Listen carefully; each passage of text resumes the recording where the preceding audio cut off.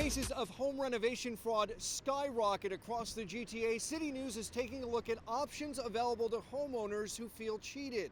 Today, small claims court. We get some tips from a pro on how to navigate the system to ensure justice. The tub was here. Last month, we introduced you to Mary Fielder from Bowmanville, who felt ripped off by a bathroom reglazing contractor. The only avenue I had was small claims, which I took. She did it all on her own. A hearing was scheduled. The contractor in question never showed up, but Fielder was awarded $2,500 by a judge. The problem? She hasn't received a dime. She tried, but Fielder could not find any assets worth going after. I'm at a stalemate.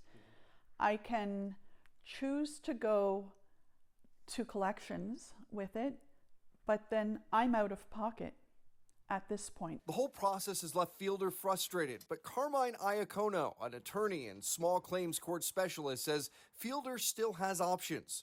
First, though, what is small claims court? It's basically a simplified version of the upper level court, allowing people to represent themselves. For people seeking damages amounting to no more than $35,000. But Iacono says consumers first need to do their homework. The Ministry of the Attorney General has a guide online. Everything from starting with preparing a claim, setting the matter down for trial, and going through a trial proceeding. Which Fielder did. She had documents, receipts, and a ton of evidence. But what happens when you do all of that, win your case, and can't collect the judgment? Best tools that are available to them is what's referred to as a debtor's examination, where you serve the judgment debtor. They have to attend in court to be examined regarding their assets. So in Fielder's case, she can go back and file for that. There is a step in between where there's a notice of contempt hearing, and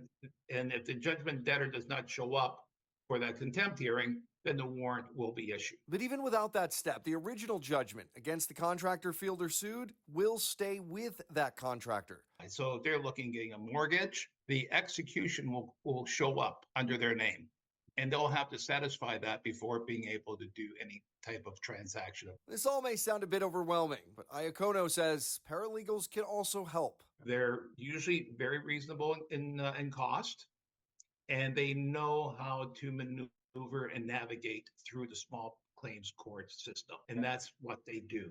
And they're able to get you through it. As always, if you have an issue, story, or question you'd like us to look into, we'd love to hear from you. Reach out to us by visiting the Speaker's Corner tab on the City News website.